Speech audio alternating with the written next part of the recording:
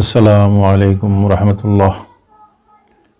আলহামদুলিল্লাহ নাহমাদুহু ওয়া নাস্তাঈনুহু ওয়া নাস্তাগফিরুহু ওয়া নু'মিনু বিহি ওয়া নাতাওয়াক্কালু আলাইহি ওয়া নাউযু বিল্লাহি মিন শুরুরি আনফুসিনা ওয়া মিন সাইয়্যাতি আ'মালিনা মান ইয়াহদিল্লাহু ফালা মুদিল্লা লাহু ওয়া মান ইউদ্লিলহু ফালা হাদিয়া লাহু নাশহাদু আন লা ইলাহা ইল্লাল্লাহ ওয়া আশহাদু আন্না মুহাম্মাদান আবদুহু ওয়া রাসূলুহু আম্মা বা'দ। وَلَقَدْ نَصَرَكُمُ اللَّهُ بِبَدْرٍ وَأَنْتُمْ أَذِلَّةٌ فَاتَّقُوا اللَّهَ لَعَلَّكُمْ تَشْكُرُونَ صدق الله العظيم। সম্মানিত ভিউয়ার্স, আজকে আমরা আলোচনা করব মহানবী সাল্লাল্লাহু আলাইহি ওয়াসাল্লামের জীবনে কতটি গাজওয়া এবং কতটি সারিয়া সংগৃহীত হয়েছিল সে সম্পর্কে। সম্মানিত ভিউয়ার্স, গাজওয়া হচ্ছে পরিভাষায় ওই সকল যুদ্ধ যে যুদ্ধগুলো রসুল করিম সাল্লাল্লাহু আলাইহি ওয়াসাল্লামের উপস্থিতিতে বা রসুল করিম সাল্লাল্লাহু আলাইহি ওয়াসাল্লামের নেতৃত্বে পরিচালিত হয়েছে, সেগুলোকে ইসলামের পরিভাষায় বলা হয় গাজওয়া।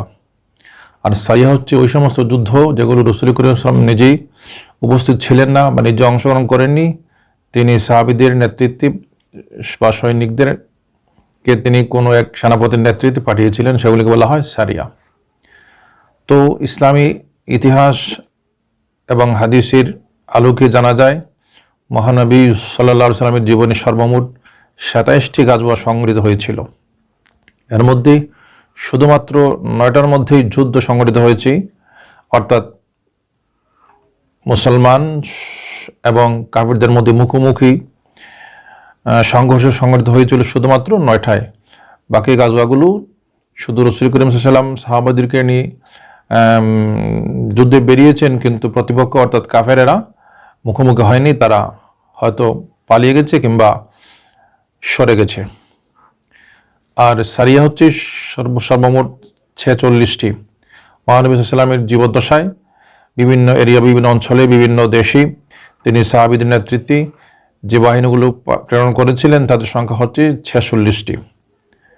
তো সম্মানিত ভিউয়ার্স, ২৭টি গাজওয়ার মধ্যে সবচেয়ে বেশি মশহুর এবং সবচেয়ে বেশি বিখ্যাত যে যুদ্ধটি হয়েছিল সেটা হচ্ছে বদরের যুদ্ধ। এই যুদ্ধ এমন একটি যুদ্ধ যে যুদ্ধ সম্পর্কে পবিত্র কোরআনে ইয়াউমুল ফুরকান হিসাবে আখ্যায়িত করা হয়েছে, অর্থাৎ মহানবী সাল্লাল্লাহু আলাইহি ওয়াসাল্লামের সাহাবা এবং মুসলিম সৈন্যরা হিজরতের পরে দ্বিতীয় হিজরির সময় তারা কাফিরদের সাথে যে যুদ্ধে লিপ্ত হয়েছিলেন সেই যুদ্ধটাকেই বলা হয় বদরের যুদ্ধ। এটা মদিনার পার্শ্ববর্তী একটি এলাকার নাম। সেই বদর প্রান্তরে আবু সুফিয়ানের নেতৃত্বে একটি কাফেলা সিরিয়া থেকে মক্কার দিকে ফিরে আসছিল। আর বদর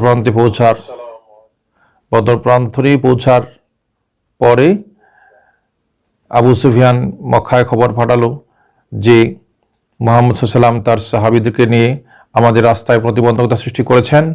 সেই সংবাদ পেয়ে আবু জাহেলের নেতৃত্বে প্রায় ১,০০০ সৈন্য তারা সশস্ত্র প্রস্তুতি নিয়ে মুহাম্মদ সাল্লাল্লাহু আলাইহি ওয়াসাল্লাম ও তার সাহাবীদের আক্রমণের জন্য এই বদর প্রান্তে উপস্থিত হয়। আর সেই জায়গাতেই রাসূল করিম সাল্লাল্লাহু আলাইহি ওয়াসাল্লামের ৩১৩ জন সাহাবী, অবশ্য শেষ দিকে ৩১৩ জন ছিলেন না, কারণ মদিনা থেকে বের হওয়ার সময় তাদের সংখ্যা ৩১৩ থাকলেও পরবর্তীতে বয়স কম থাকার কারণে কয়েকজন সাহাবীকে আল্লাহ রাসূল সাল্লাল্লাহু আলাইহি ওয়াসাল্লাম মদিনায় ফেরত পাঠিয়ে দিয়েছিলেন।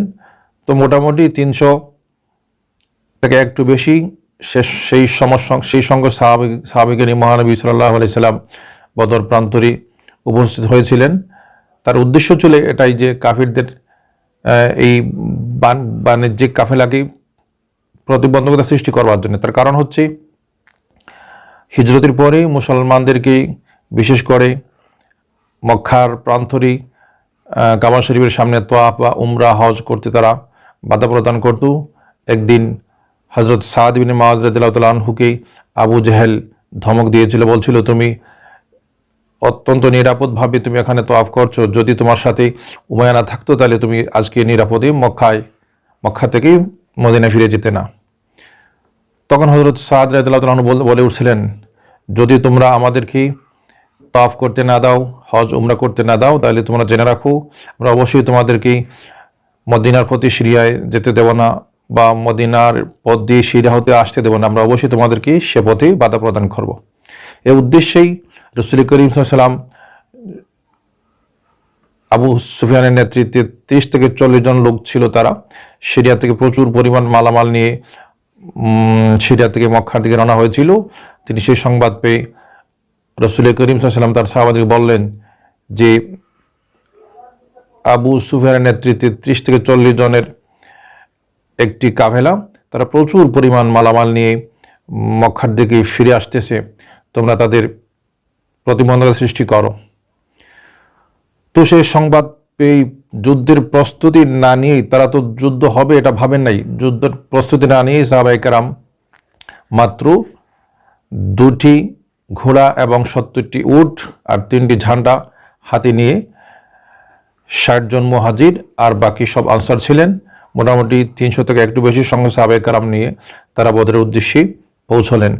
তো বদর প্রান্তরে পৌঁছবার আগে রাসূল করিম সাল্লাল্লাহু আলাইহি ওয়াসাল্লাম গোয়েন্দা পাঠালেন যে আবু সুফিয়ানের সেই বণিক দল বদর প্রান্তরে কখন কোন সময় নাগাদ পৌঁছতে পারে একটু জানবার জন্যে।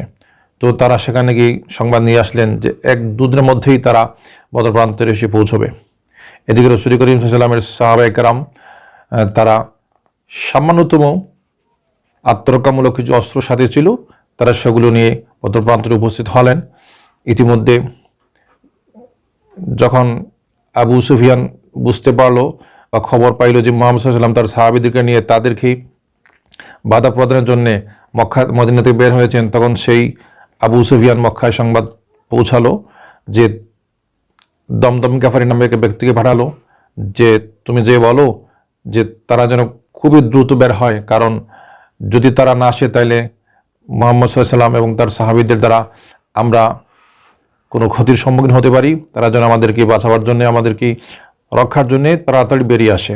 এদিকে দমদম গেফারি সে কিন্তু অত্যন্ত প্রতারণার আশ্রয় নিয়ে সে মক্কায় পৌঁছে যে ঘোড়া নিয়ে সে রওনা হয়েছিল, সে ঘোড়ার নাক কান কেটে তার গায়ের বস্ত্রটা ছিঁড়ে সে চিৎকার করতে লাগলো, বলতে লাগলো যে হে কুরাইশরা, তোমরা অতি সত্বর বেরিয়ে পড়ো, কারণ মুহাম্মদ সাল্লাল্লাহু আলাইহি ওয়াসাল্লাম তার সাহাবীদেরকে নিয়ে তোমাদের বিপুল পরিমাণ সম্পদ নিয়ে মক্কার দিকে প্রত্যাবর্তনকারী কাফেলাকে তারা প্রতিবন্ধকতা সৃষ্টি করছে। আমি মনে করছি যে তোমরা হয়তো তাদেরকে সাহায্য করতে পারবে না, এর আগে তাদের কোনো বিপদ সংঘটিত হয়ে যেতে পারে। এই সংবাদ শোনা মাত্রই কুরাইশদের মধ্যে একটা হিড়িক পড়ে গেল, তারা অত্যন্ত ক্ষোভ নিয়ে এবং ডামাডুলবাজি প্রস্তুতি নিয়ে তারা প্রায় 1000 সৈনিক সশস্ত্র বাহিনী নিয়ে বদরের দিকে রওনা হলো। তো ইতিমধ্যে কিন্তু আবু সুফিয়ান তিনি মুহাম্মদ সাল্লাল্লাহু আলাইহি ওয়াসাল্লামের মদিনাতে বের হওয়ার খবর পেয়ে তিনি সতর্কতামূলক অন্য রাস্তা দিয়ে যাওয়া শুরু করলেন, এবং তিনি যখন নিশ্চিত হতে পারলেন যে আমরা নিরাপদে চলে আসতেছি, আমাদেরকে মুহাম্মদ সাল্লাল্লাহু আলাইহি ওয়াসাল্লাম এবং তার সাহাবায়ে কেরাম আর পাবে না, তো তিনি সংবাদ পাঠালেন মক্কার কুরাইশদের কাছে যে তোমরা তোমাদের বাড়িতে ফিরে যাও, আমরা নিরাপদ আছি, আমাদের মালামালও নিরাপদ আছে। কিন্তু এই সংবাদটা কিন্তু তাদের কাছে তখন পৌঁছেছে যখন কুরাইশরা আবু জাহেলের নেতৃত্বে জুফা নামক স্থানে পৌঁছে গেছে। তো শেষ পর্যন্ত আবু জাহেল সহ তার কুরাইশ ওই যোদ্ধারা তারা মক্কায় ফিরে যেতে চাইল না, তারা বলল না, এটা হতে পারে না, আমরা অবশ্যই আমাদের এই সমর নিয়ে আমরা বদর প্রান্তরে উপনীত হব, সেখানে গিয়ে আনন্দ উল্লাস করি, আমরা উট জবাই করে খাবো এবং অন্যদেরকে খাওয়াবো, যাতে করে আমাদের এই সামরিক অবস্থা দেখে অন্যান্য দল বা দেশের অন্যান্য জাতি বা অন্যান্য সম্প্রদায় যেন ভীত সন্ত্রস্ত হয়ে পড়ে। তো আবু জাহেলের উৎসাহ উদ্দীপনায় সমস্ত কুরাইশগুলো বদর প্রান্তরে পৌঁছলো। শুধুমাত্র আবু তালেব যিনি ছিলেন তিনি ফিরে গেছেন মক্কায়, আর সমস্ত কুরাইশ নেতা যারা ছিল তারা সবাই বদর যুদ্ধে অংশগ্রহণের জন্য বদর প্রান্তরে উপনীত হলো। এদিকে উমাইয়া সে কিন্তু চেয়েছিল যে আমি যেন বদর প্রান্তরে না যাই, আমি মক্কায় ফিরে যাই, কিন্তু আবু জাহেলের প্ররোচনায় বা প্রেরণা সে আর ফিরে যায়নি। সেও বদর প্রান্তে উপনীত হলো, সেই যুদ্ধ সংগঠিত হলো। শেষ পর্যন্ত আল্লাহ তাআলা এই 1000 সশস্ত্র বাহিনীকে 313 জন বা তার চেয়ে আরও কম সংখ্যক মুসলিম সৈন্যদের হাতে সুচুনিমে পরাজিত করলেন। সে সম্পর্কে আল্লাহ তাআলা পবিত্র কোরআনের সূরা আলে ইমরানের 123 নম্বর আয়াতে আলোচনা করেছেন, 124 নম্বর আয়াতে আলোচনা করেছেন, 125 নম্বর আয়াতে সে সম্পর্কে আলোচনা করেছেন। তাছাড়া সূরা আলে ইমরানের 9 নম্বর আয়াতে আলোচনা আছে, আলে ইমরানের 13 নম্বর আয়াতেও আলোচনা রয়েছে। সম্মানিত ভিউয়ার্স, এই বদর এমন একটি যুদ্ধ যে যুদ্ধে মহানবী সাল্লাল্লাহু আলাইহি ওয়াসাল্লাম সাহাবায়ে কেরামদেরকে যুদ্ধের আগের দিন বলে দিয়েছিলেন যে এই জায়গায় অমুক কাফির নিহত হবে, এই জায়গায় অমুক কাফির নিহত হবে, এই জায়গায় অমুক কাফির নিহত হবে। তো যুদ্ধ শেষে সাহাবায়ে কেরাম রাসূল করিম সাল্লাল্লাহু আলাইহি ওয়াসাল্লাম যেভাবে যে কাফির যে জায়গায় যুদ্ধে নিহত হবে বলেছিলেন, ঠিক সেই জায়গায় সেই স্থানেই সে কাফির নিহত হয়েছে। তারা রাসূল করিম সাল্লাল্লাহু আলাইহি ওয়াসাল্লামের সেই ভবিষ্যৎবাণী অক্ষরে অক্ষরে সত্যে প্রমাণিত পেলেন। সম্মানিত ভিউয়ার্স, আজ এ পর্যন্তই। সবাই ভালো থাকুন, সুস্থ থাকুন। আসসালামু আলাইকুম ওয়া রাহমাতুল্লাহ।